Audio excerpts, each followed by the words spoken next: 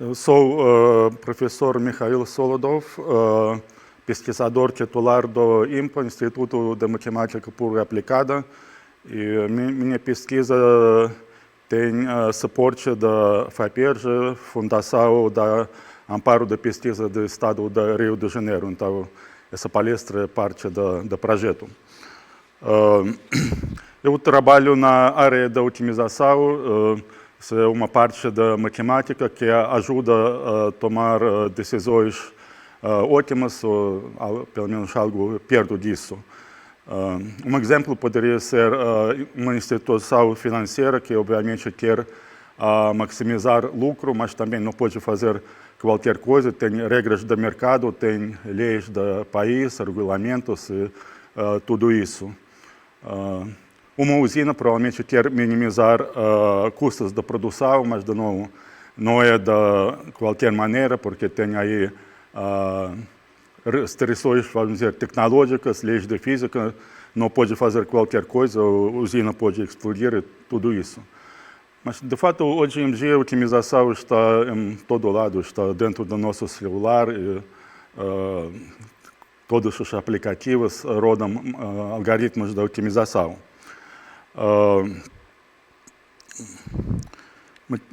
Otimização é uma área muito interessante porque ela tem um pouco de tudo. Tem modelagem, quer dizer pegar um problema real e escrever ela na linguagem matemática. Depois vem teoria, porque queremos geralmente provar resultados sobre esse problema, como existência de soluções, coisas assim. Eventualmente temos métodos computacionais, porque a maioria dos problemas não se resolve na mão e no papel. Precisamos empregar computadores, então para isso também temos que desenvolver algoritmos e métodos computacionais e eventualmente implementar tudo isso. Então, a otimização tem todos esses ingredientes que dependem entre si e são todos conectados. E hoje eu vou falar um pouco sobre processamento de imagem de seismograma, ou inversão da onda, que tem a ver com exploração na mar de petróleo. Então, de fato, temos vários exemplos na natureza da inversão da onda. Por exemplo, morcegos. Eles são obviamente cegos, então para pegar a presa, para comer, eles têm que achar o caminho da outra maneira. Como eles fazem? Eles emitem uma onda sonora, esse som até um tanto irritante do morcego, e essa onda então viaja no espaço e depois volta quando encontra algum obstáculo, seja a presa ou, não sei, parede, ela volta e o morcego tem capacidade de entender onde tem mosca, o que eles comem aí, e o que não tem. Outro exemplo são golfinhos. Eles não são cegos, mas não dá para enxergar muito longe no mar.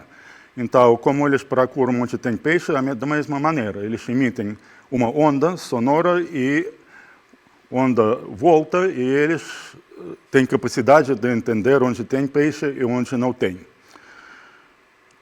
E o problema de procurar por petróleo no mar é da mesma natureza, só que nós, obviamente, não temos a capacidade de adivinhar como morcegos ou delfinos. Então, temos isso onde precisamos então da matemática.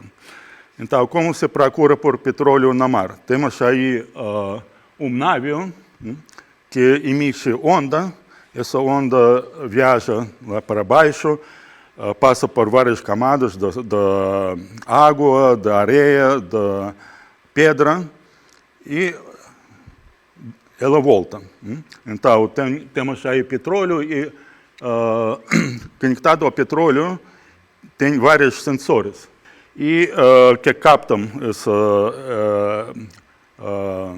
esse sinal que volta, e nós temos que analisar esse sinal e entender de alguma maneira onde tem petróleo e onde não tem, porque perfurar de maneira randômica é muito caro. Antes disso, precisamos fazer essa pesquisa matemática, onde recuperamos nessa imagem, onde é mais provável que tenha óleo ou gás e tudo isso. Isso é problema matemático. E só para explicar aqui o tamanho do problema, como estamos na Rio de Janeiro, então aqui temos Leme, Copacabana, Ipanema, Leblon. Então, o navio por si tem algo como 100 metros, mas transporta 14 fios separados 100 metros cada, e o comprimento de cada fio é 8 quilômetros. Então, por isso tudo é da Leme até final de Leblon. Então, é realmente uma coisa grande. O tamanho do problema é de grande porte. Então, e ainda com o tempo, o problema ficou ainda mais difícil, porque antes, quando o petróleo estava explorado na pós-sal, essa profundidade de 2 quilômetros, algo assim. Agora, quando estamos procurando na pré-sal, isso vai até 10 quilômetros. Então, o tamanho do problema aumentou de maneira significativa. Então, a onda, como já falei, ela viaja para baixo, passa de várias camadas, da água, da rocha, da pedra, da sal, pré-sal, e o sinal volta. Então, nossos sensores capturam esse sinal que voltou, e nós temos que entender, reconstruir toda essa estrutura que está lá embaixo da água, para entender onde tem petróleo, ou pelo menos onde a probabilidade de petróleo é grande. Então, vale a pena aí, investir na perfuração e tudo isso. Então, isso é um problema complexo que eventualmente é da otimização, mas antes disso aí tem equações diferenciais especiais, tudo isso que também é problema matemático, mas eventualmente se vira problema de otimização, isso aqui que está embaixo, minimizamos uma discrepância entre o que nós, sinal que enviamos e o que voltou. E, de fato, isso aqui é problema sem restrições, então, nesse sentido, pode parecer fácil, o que está embaixo está escrito que é fácil. Nesse sentido, sim, não tem restrições, mas não é fácil porque é de grande porte e porque os dados são muito poluídos. Porque dá para entender que esse sinal que viaja 10 quilômetros para baixo encontra todo tipo de obstáculos e volta bastante, com muito ruído, bastante poluído. Então, os dados do problema são inexatos. Então, mesmo que o problema, do ponto de vista de otimização, sendo sem restrições, parece não tanto difícil, mas como é de muito grande porte e com dados inexatos, de fato, é complicado.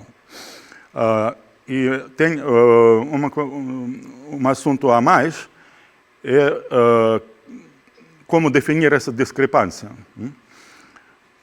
A maneira mais óbvia de medir distância é o que está aqui em cima, é quadrado de diferença. Então, simplesmente nós temos um dado, temos outro, vemos a diferença, quadrado para ficar isso não negativo, porque não importa do sinal, realmente, dessa diferença. Isso é o mais comum, mais natural, só que não é adequado nesse contexto, o que pode ser visto nesse gráfico. Esse gráfico aqui, função tem, que é definido como esse quadrado de distância, tem muitos, o que chamamos mínimos locais.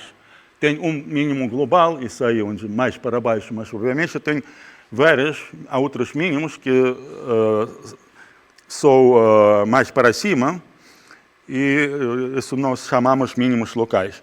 E o problema de entender o que é local e global é porque, não, nesse caso também, nós geralmente não temos a fórmula exata ou explícita de função. Para avaliar função, temos que rodar algum outro código, resolver outro problema para obter só o valor da função. Então, nós, em cada ponto, só sabemos o valor da função e talvez derivadas. E não sabemos que lá longe pode existir valor da função menor. Então, queremos aqui o máximo global, mas tem tantos mínimos locais que isso atrapalha bastante a resolução.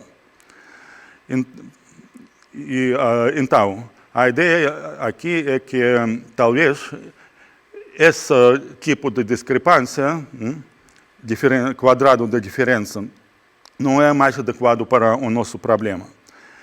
E aqui vem a transformação do problema original pela distância que se chama de transporte ótimo.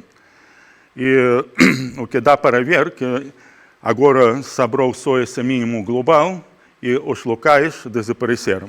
E isso é muito mais fácil de resolver, só que as técnicas de transporte ótimo por si só não são triviais. Então, o que é transporte ótimo? Podemos pensar nisso como a maneira ótima de transferir essa montanha de areia aqui que está em vermelho para um buraco que está em azul. E, obviamente, há várias maneiras de jogar essa areia nesse buraco e nem todas são razoáveis. Por exemplo, se nós começarmos a jogar aí areia na direita para buraco na esquerda, provavelmente vai sobrar areia na direita, que depois, na esquerda, que depois temos que, então, aí jogar longe na azul. Então, tem aí estratégias como fazer isso de maneira ótima, ou pelo menos perto da ótima. Uma observação aqui que faz sentido, em vez de pensar em transferir cada partícula da areia,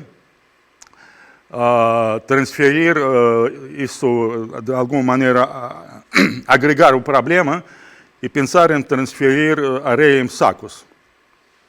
Isso leva então, em vez de partículas que são número infinito, o número de sacos da areia provavelmente é finito, não provavelmente, mas obviamente, e isso leva a problema de novo da otimização, que é problema linear, que está escrito lá embaixo. Então, acontece que pensar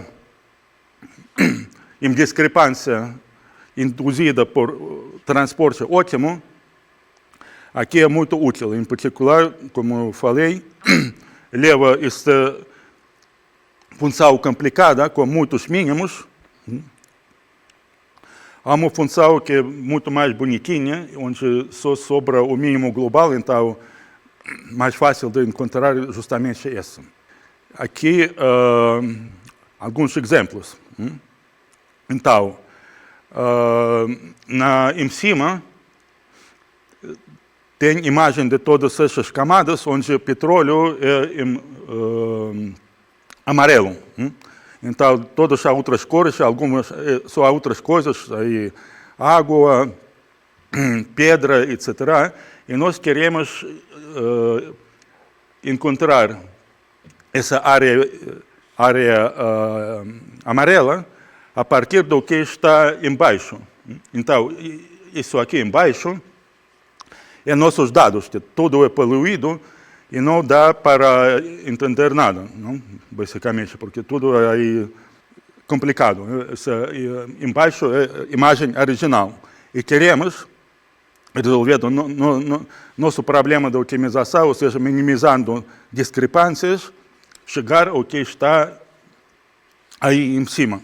Embaixo, na esquerda, é o que conseguimos utilizando distâncias quadrado de diferença. E muito longe da original, do que queremos, certo? Não dá para perceber. Aí tem um pouco de amarelo, mas é difícil de perceber que realmente tem petróleo aí. E embaixo na direita é o que conseguimos com transporte ótimo. E aí, de fato, esse amarelo é nítido. Tudo bem, não é tanto perfeito como na imagem verdadeira, mas não temos verdadeira, mas já bem melhor do que o que está na esquerda, e dá para geofísicos, com a experiência deles, eles vão entender que tem aí nitidamente essa parte amarela, então o petróleo está aí. Bom, então isso que eu queria dizer hoje. Obrigado.